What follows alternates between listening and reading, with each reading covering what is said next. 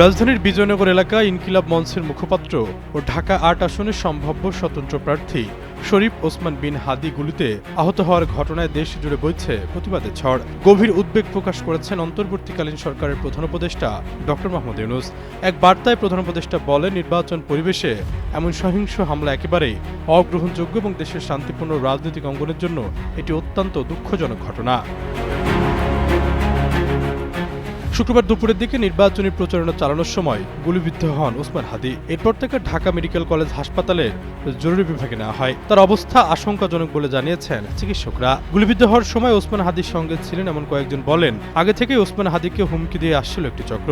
আজকেও জুমার পরে তারা হাদিকে সতর্ক করেছিলেন একা একা কোথাও না যেতে।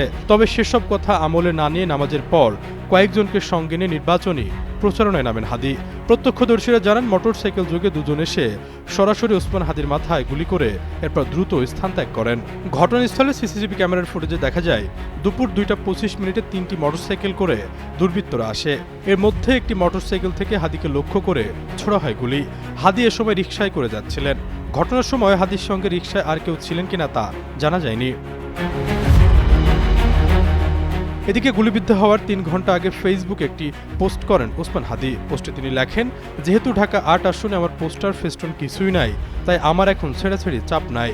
দুদকের সামনে থেকে জুম্মা মুবারক। এছাড়াও গত 14 নভেম্বর সকালে নিজের ভেরিফাইড ফেসবুক আইডিতে ওসমান হাদি লিখেছিলেন, গত 3 ঘন্টায় আমার নম্বরে আওয়ামী লীগের খুনিরা অন্তত 30টি বিদেশি নম্বর থেকে কল ও টেক্সট করেছে, যার সামারি হলো আমাকে সর্বক্ষণ নজরদারিতে রাখা হচ্ছে। তারা আমার বাড়িতে আগুন দেওয়ার হুমকিও দিয়েছে। ওসমান হাদি গুলিতে আহত হওয়ার পর সামাজিক যোগাযোগ মাধ্যম থেকে শুরু করে রাজনৈতিক অঙ্গনে চলছে চুলচেলা বিশ্লেষণ। বিভিন্ন রাজনৈতিক ও সামাজিক সংগঠন থেকে প্রতিবাদ জানানো হচ্ছে। আশরাফুল ইসলাম, যুগান্ত নিউজ।